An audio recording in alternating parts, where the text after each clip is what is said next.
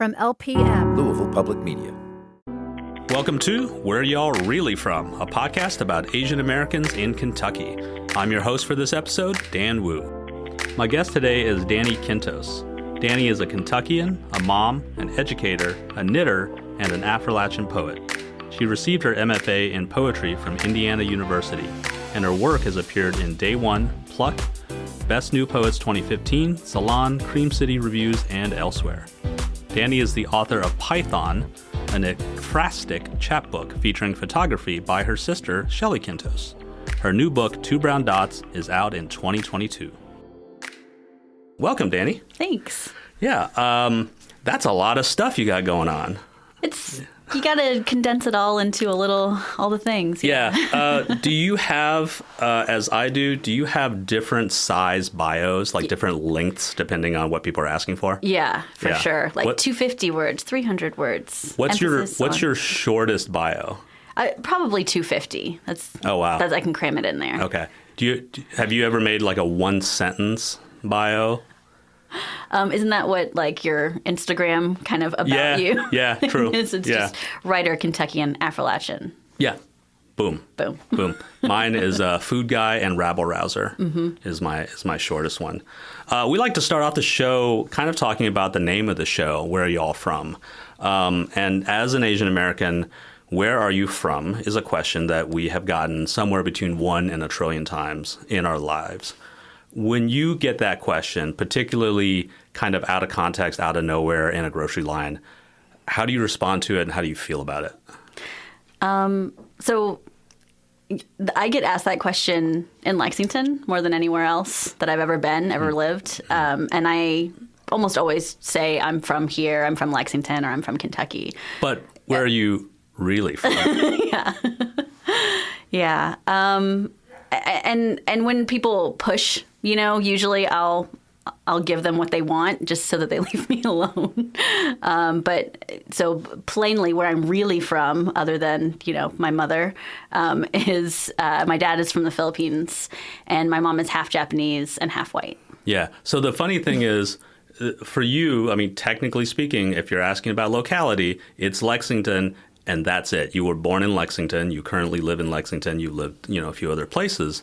So it really kind of tears open the crux of what that question is. It's not what locality were you birthed. Right. It's what kind of a person are you? What manner of creature are you? I also heard it referred to as, why are you not white? Yeah, that's great.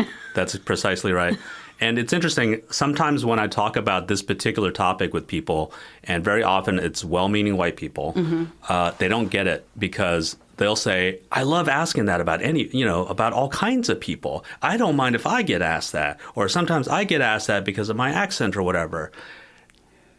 And it hits differently, right? It hits differently when your faces look like we do. And you don't even have to have the accent. You don't even have to have that additional layer of like foreign or otherness to be asked.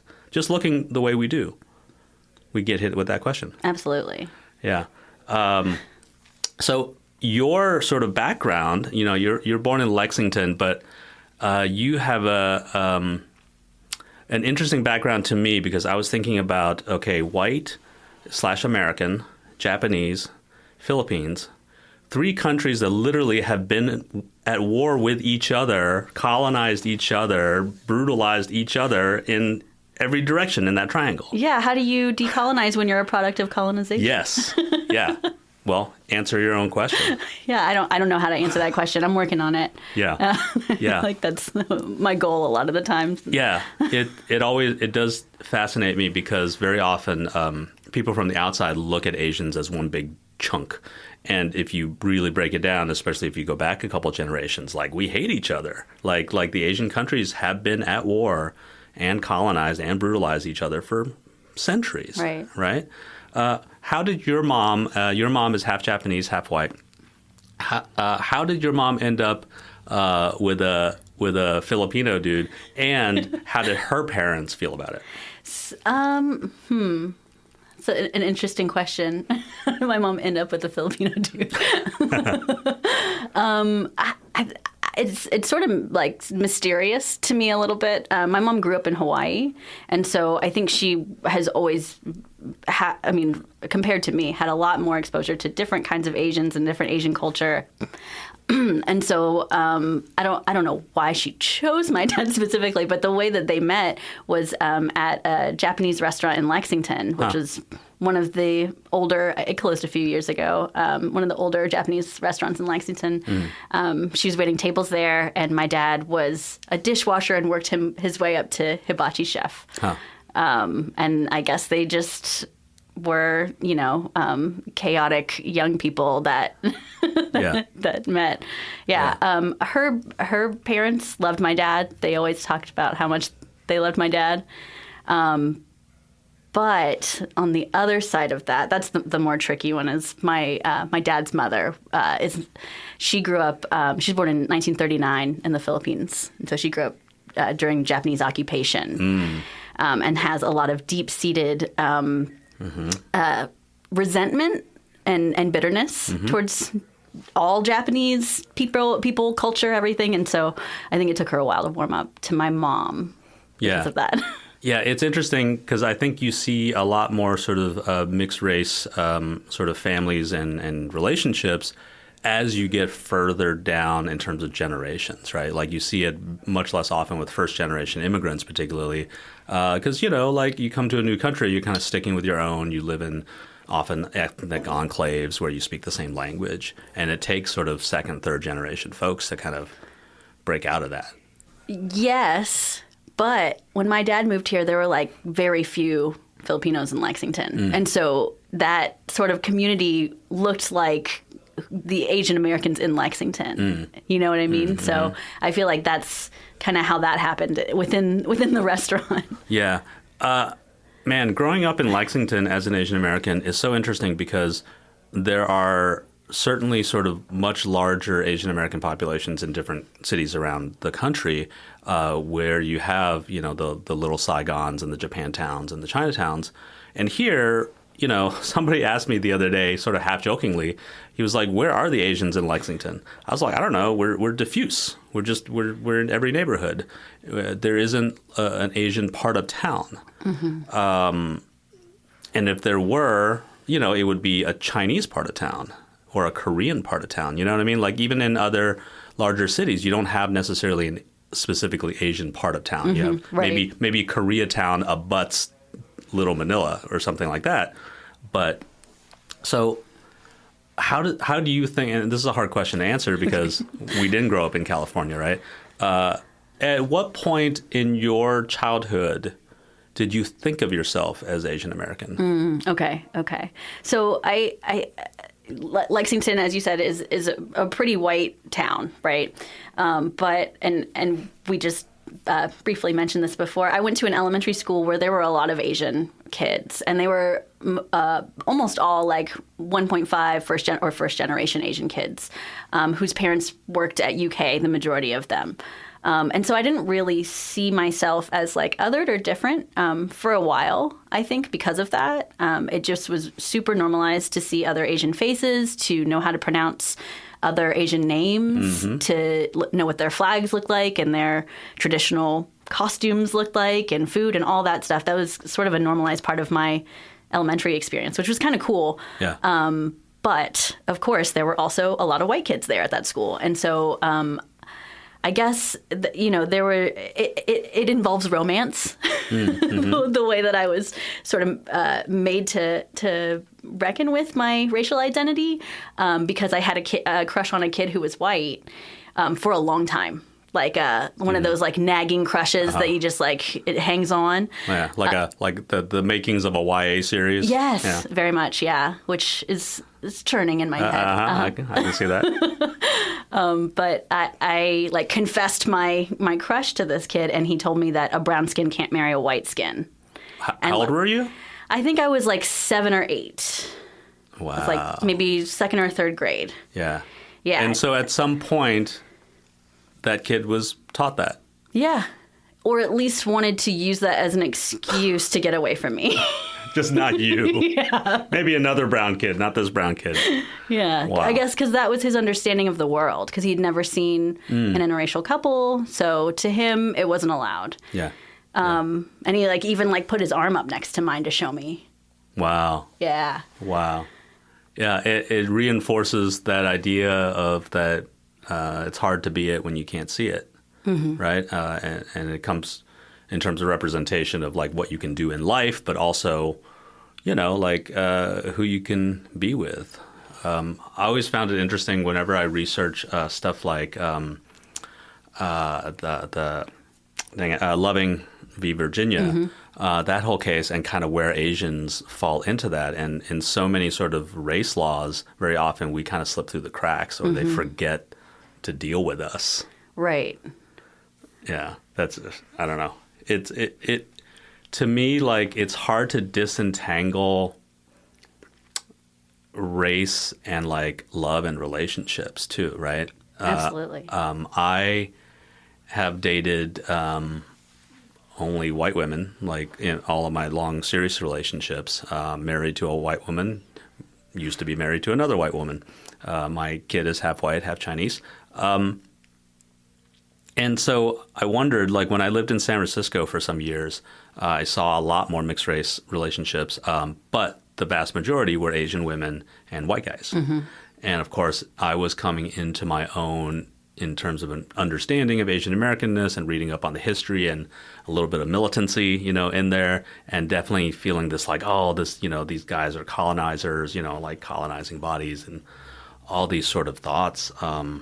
I don't know your thoughts on that, because when you meet a person, when you meet a couple, you see them and you're like, oh yeah, they met, they have interests in common, they fell in love, whatever. Any one person can love any other person, right? Sure. But then you peel that back and you look at it from the macro. It's hard to disentangle that, right? It is. It's tricky. It's kind of like something that Claudine Rankine says, where we, in a second we can become our historical selves, right? And kind of carry all these histories with us that that came before us, instead of being the actual person you are.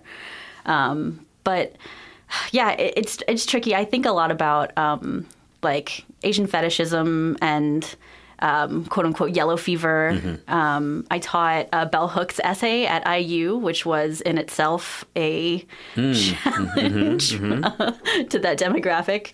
But yeah, I think about that too. I went to the Philippines with my sister, I think in 2012. And my sister and I at the time, and still now, both in relationships with white men.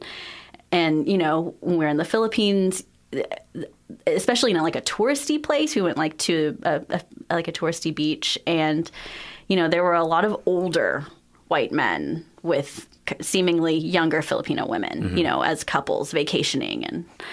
And there's, that kind of knee-jerk reaction, I already know. Right. I already know what that is. Right. And then my sister said to me, that's what we're going to look like in 50 years and 40 years. Right. Because we automatically are going to look younger than our partners, even if we're the same age. Yep. People are going to make those assumptions about us. So somewhere out there across the beach, there's a young Asian American grimacing at you and your partner and mumbling about colonization. Right, exactly. Right? I don't know, is it possible to disentangle that? Is it possible to put yourself in the same critique? I don't know. I mean, like I said, it's so tricky. There's so much tied into it. It's I don't know how to disentangle yourself from your historical self, and if it's even possible. Yeah, I don't. Yeah. But I think it's important to acknowledge those kinds of dynamics and the power that exists in those kinds of relationships, and especially if there is fetishism involved, which I know that there's not always fetishism involved, obviously. But yeah. Do you have this conversation with your white partner? Yeah, we have. Yeah. I mean, we've talked about it. Yeah. But also, he is a person that I met in elementary school. And so there's a sort of a comfort in knowing that, this is a person I've known almost my whole life. and I've also like, encountered white men who have like, sort of made fetishizing comments at me or been interested in me in a way that made it feel made me feel like a token. Yeah. Yeah. Yeah. And yeah, so I have had conversations like that before. But I mean, we've been together for 16 years. So, it's come up. We've talked about it, but not so much in a way of like, is that what you're doing? Like, it doesn't. Right. Yeah. Because also that's kind of impossible to interrogate as well. We're going to take a quick break. We'll be right back. This is Where Y'all Really From, a podcast from LPM, Louisville Public Media.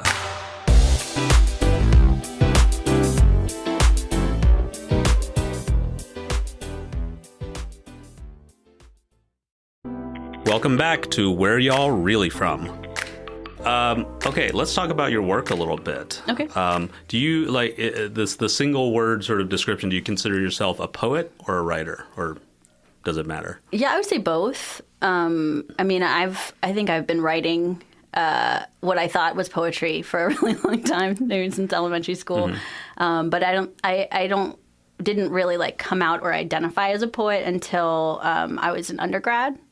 And the Affrilachian poets that taught me when I was at Kentucky's Governor's School for the Arts, I returned to GSA on staff as sort of the TA of the class. And I remember Mitchell Douglas putting me in his phone, and the way he put me in his phone was Danni Quintos, amazing poet. And I was like, that is like very kind and generous, but also like I hadn't really seen my name and as like a poet. Yeah. So that sort of made something click for me. Yeah. And also imposter syndrome is a thing. Absolutely it is. Yeah. I'm curious about the sort of the title of Affrilachian poet because I went to UK in the mid-90s and I took a lot of writing classes, which is why it took me an extra year to graduate because I just kept taking classes I liked. And I, in terms of writing poetry especially, I was in those circles with all these really great Black writers. And at some point, they made me an honorary Affrilachian poet. Which I don't think I really examined at the time. I was just like, cool, right on. Yeah. But also thinking like, oh, yeah, this is for Black folks, so I'm not supposed to be in here, so I guess honorary is cool. And then I moved to San Francisco and joined up with a lot of arts orgs and writing classes and stuff there where it was just like so many Asian Americans. So we had sort of our own thing. But now I'm looking at you, an Asian American writer and poet, and you're an Affrilachian poet. How did that happen? Yeah, well, I'm not the first Asian American Affrilachian poet. I believe there are others that came before me, and also that not all of the Affrilachian poets are from the African diaspora too. There are some with like Latinx roots and all kinds of many roots. Yeah, and there are some folks who present as white who are in the Affrilachian poets that have a heritage that is not from Europe. But Kentucky's Governor's School for the Arts, I feel like I'm just like name dropping them a lot. Go for it. When I was 17, I attended in creative writing, and the three teachers were Mitchell Douglas, Kelly Norman Ellis, and Ellen Hagen. And, they just sort of took me under their wing, and I just stayed in touch with them. I'm still very much in touch with them. And they've been incredible like mentors and friends. And in 2013, there was sort of a call for a new generation of Affrilachian poets, and Ellen nominated me, and I submitted my application and became one. Yeah. That's great. Does it come with do you get like a special like jacket or anything with That'd be so cool. with a patch or no? That would be really cool if I got a jacket. Yeah, they should. I mean, I did get a T-shirt, but okay. I didn't get it. I had to buy it. Oh man, no. I think if you have any kind of organization, you need some kind of swag or be able to walk down the street and have like a little button you can like nod a secret handshake. Right. Anything? Yeah, I don't. I think we just like put it in our bios. But it's very much like a family. Yeah. Yeah. Yeah. In this past year, between COVID and all the anti-Asian stuff that's going on and the hideous murders in Atlanta, I feel like a lot of us as Asian Americans, unfortunately, like a lot of us have been sleepy and haven't either been, attuned to things that were happening in the larger community or simply just keeping our heads down, trying to stay safe, trying to stay successful and whatever else. And so now I feel like there's kind of an awakening, and honestly, this podcast is part of that, of wanting to do something, right? Yeah. And for you, that's words, that's writing, that's poetry, and you've obviously been doing it longer than just this past year. Do you ever feel in the face of just like kind of overwhelming terribleness, do you ever feel words aren't enough, or what am I even doing? No. But I have sort of processed things differently as far as words go.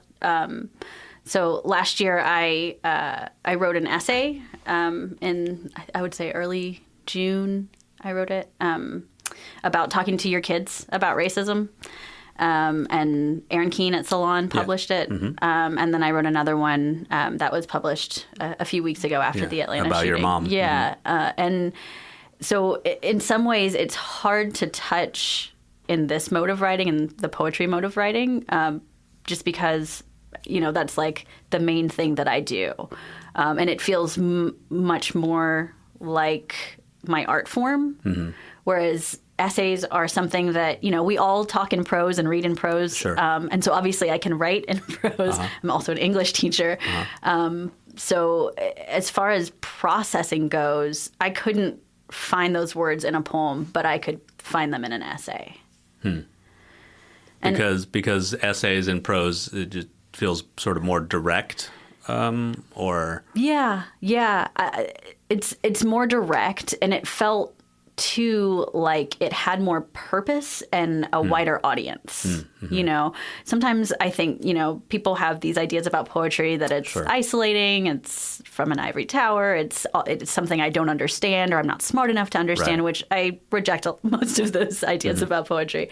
But I know that that essays are more accessible to most people. And if people, sort of my logic there was, this is something that's helping me to write it, to kind of get it down and figure out how to articulate how I fit into this conversation, and what I can do, as a person of color, as a mixed race Asian American Kentuckian. And maybe it will help somebody to understand what they can do or how they fit into this. Yeah. For you, how much of poetry for you is sort of your art, and how much of it is a way that you use to process your own thoughts and feelings? I would say it's mostly my art, because that's the thing that I've sort of thrown myself into and dedicated a lot of years of my life into. And as far as processing goes, I think that I probably use prose more to process, but I don't know. It's funny to think about, like, what's the purpose of your art, how do you use your art for yourself? And who's it for? Right. And who's it for very much, which has been sort of like just dizzying in the last couple weeks since I found out about this prize and that I'm having a book published, because that means that there is a literal concrete audience that will be reading. Yes. Yeah. Whereas something like an essay on Salon is obviously for other people. It wasn't just your diary. What kind of feedback or response have you gotten from those two pieces? Particularly, I'm interested in the more recent piece you wrote, and the title was something like "My Mom and I Have Not Talked About the Atlanta Spa Murders." That is exactly the title. Bang. Yeah. I've gotten some good feedback. Kind of from people from my past, like from my childhood. So, like adult kind of parental figures have given me some feedback. And I've also gotten some weird, random from the internet some white person read your thing and is telling you how to do it differently feedback. Oh, yeah. I don't know if you've ever experienced that. That's super fun. Sure, yeah. Oh, man, yeah. I made a call. This is tangential, but I made a call recently because we're looking for a graphic designer to do the logo of this podcast, and I was looking for a web designer for another project, and I made a Facebook post, and I said, I'm looking for a logo designer, web designer, preferably POC, ideally AAPI. And the first response I got in the comments was a white dude saying like, hey, I'm neither of those things, but I do graphic design. And I'm just like slapping my face, just that sort of idea of like, do you need to comment and be involved in every single situation all the time? Like, do you? Like, can you not interpret anything as this maybe isn't for me? Hey, this is uncomfortable because this isn't about me, so can I just make it about me? Yeah. It's just like, in a much less loaded sort of way. Like, I remember, making a post about like, oh man, have you seen that last episode of Breaking Bad? Crazy, right? And then somebody will comment, I don't watch that show. And I'm like, maybe this conversation is not for you then. Oh my God. Okay. Don't get me started. I'm going to start a whole different podcast with my social media pet peeves. Yeah. That would be a whole different thing. In terms of poetry, you brought us a piece to share? Yeah, I brought my whole manuscript today. Yeah, so well, we don't have time for all of it, but I think you picked out a good piece for us. Yeah, so I'll read one poem. Yeah. Great. So, okay, so this is Scary Spice. She was in my 4th grade class, shy and curly-headed, her face red with crying that first day, her mom steering her shoulders to the coat closet. Her seat was next to mine, our names laminated and taped down. I asked which Spice Girl she would be. I always wanted to be Ginger, but got bullied into being Scary since I was the only brown girl playing. At recess, she started telling stories about how much she was from Kentucky, unlike me. Great-great-grandparents all buried in this town, and where were mine? My family was friends with Henry Clay. Loud enough for everyone on the bus to hear after a field trip to Ashland Estate. We'd seen hair-sprayed raspberry pastries in the kitchen, set up to look like the Clays were on their way downstairs. The smokehouse, the slaves' quarters, the elaborate garden, a wall of hedges.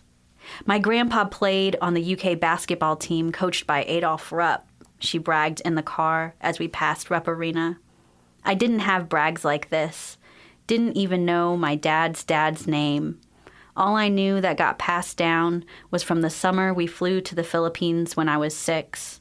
My Lola showed me how to kill a chicken with a hatchet, knocking the blade against its wound in slow taps. How we let the neck bleed into rice. That's great. Thank you. Yeah. Man, yeah. I was going to say,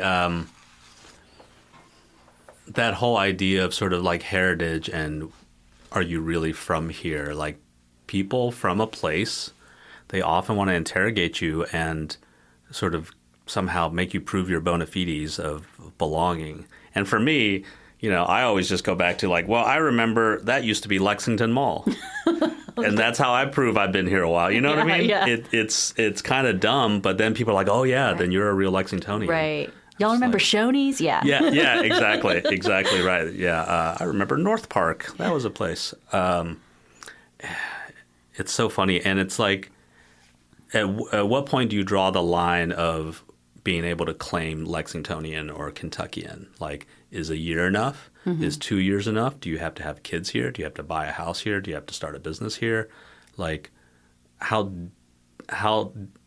deep does a root have to be? Right. And all those things that have so much privilege tied into them, too. Like being able to start a business, being able to buy a house, being able to have kids and raise them. That's a great point. That's really good. All right. Are you ready for our lightning round questions we're going to end the show with? Yes, I think so. Okay. Here we go. All right. Danni Quintos, what is your superpower? I can turn long lines of string into clothes. with knitting. That is a thing, Yeah. for sure. Have you ever knit bombed like a tree or a parking meter? No, I thought stuff? about it, but my yarn is so precious that I have a hard time letting it live outside. Yeah, it's true, because after a while it starts looking pretty ratty. Yeah. What's your favorite thing to knit? Sweaters right now. Okay. Yeah. In the middle of summer, or we're about to hit summer? That's when you really got to get, because then they pile up, and then when the cold weather hits, you're like, all these new sweaters. You're a planner. I like that. Yeah.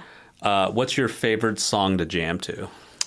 Right now, I would say Monica, Don't Take It Personal, or Beyonce, Formation. Now, what kind of, what would be your preferred thing that you're doing while those songs are on? Let's see. Knitting. Usually I wash dishes or do the laundry. I work from home, so I'm doing all the things at the same time. Yeah. Yeah. Yeah. What is your favorite comfort food? So to be honest, cheesy potatoes. Okay. Yeah, that's my weakness. Yeah. Made by who? Zach Selby.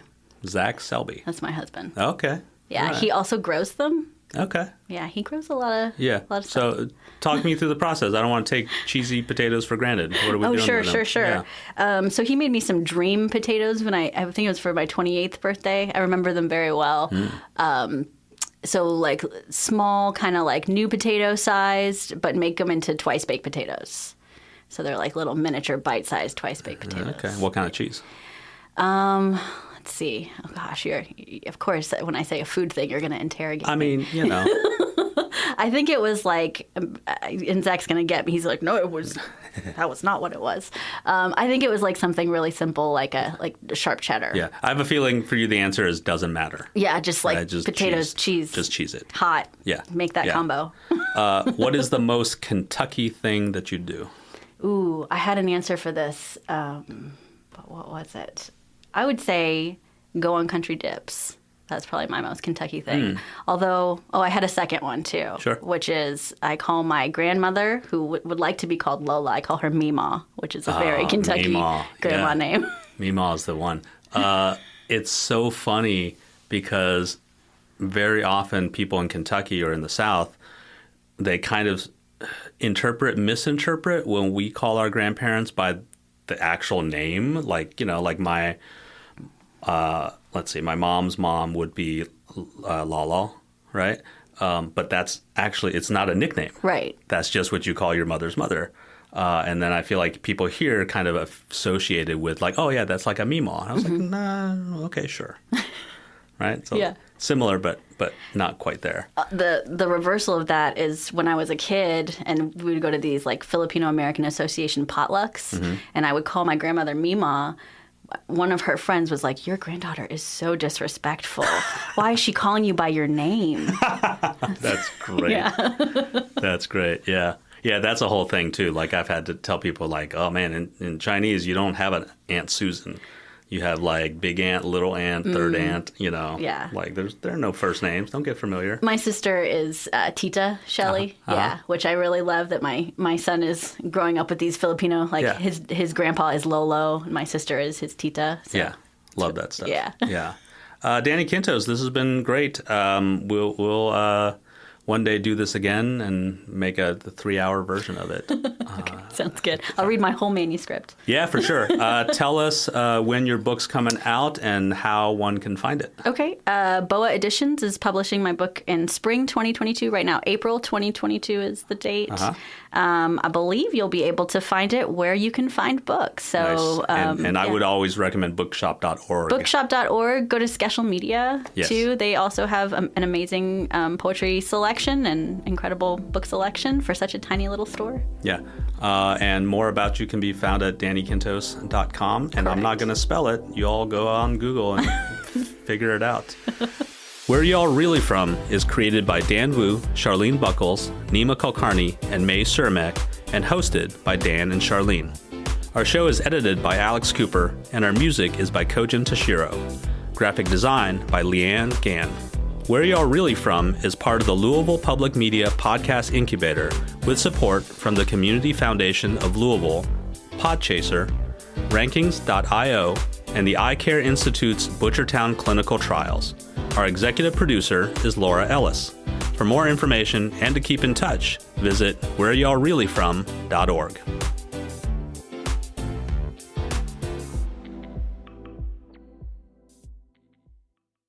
Support comes from the Eye Care Institute and Butchertown Clinical Trials, where they strive for diversity, equity, and inclusion within their staff, patients, and clinical trial participants. To learn more, visit butchertown.clinic.